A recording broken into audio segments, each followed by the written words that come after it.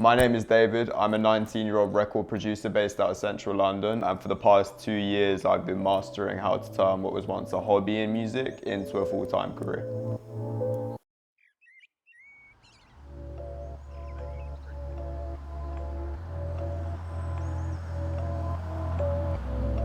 Tell me a little bit more about how you got into music producing. So I've been musical my whole life. I started playing the piano when I was 4, the guitar when I was 6, and the drums when I was 11. And I started producing on a computer, more production instead of just instruments, when I was probably about 10. When I first started out, I was uploading my beats online. I'm still doing this, uploading my beats online. An artist from New York would find me. They're like, I want this beat for my project or for a single, how much to exchange, and I'll buy the rights off that beat for you. And that's really where I'm at right now.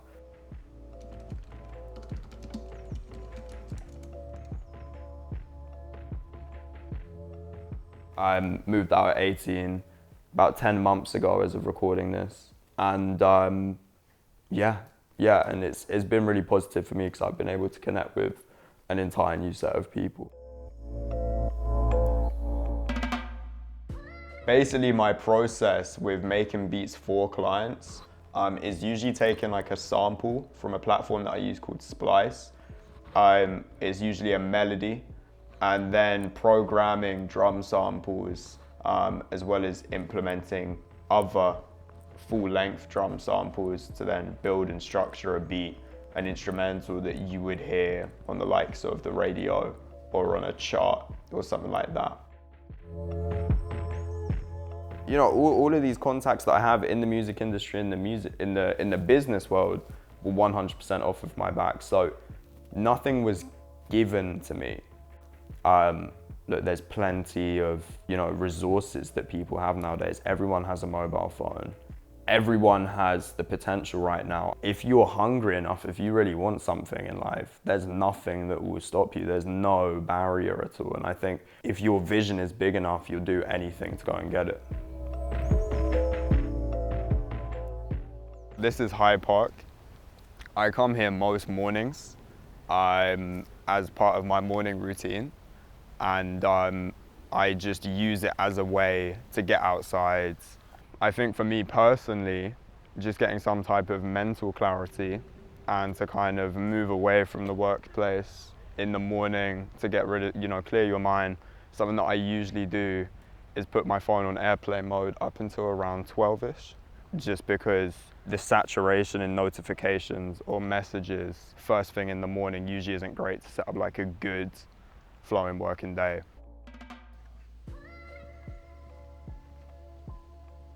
I never have free flowing cash available. It goes straight back into the business. I had a sale on Friday for, I think I did about $500 that day. That $500 automatically went back out, straight back onto my business. Something that I do want to do along the way, help out as many people as possible. So as cash becomes more of a resource for me, I want to be able to distribute that into places that will actually help groups out much more. There is nothing being taught in school that teaches self-resourcefulness to students. I'm going to, and I want to leave that footprint. And that footprint is just going to represent helping as many people in whatever way, whether that's financial or education or whatever the case may be, but be providing resources that actually help people help themselves first before having to rely on a charity or a corporation to do that for them.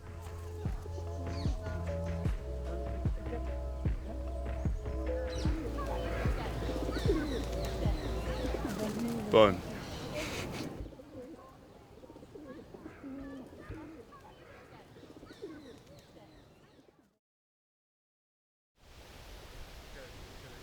Look at that dog.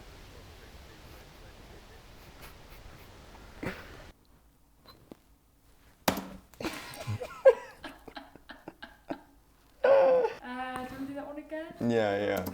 Can I look directly into the lens? If you feel more comfortable, yes.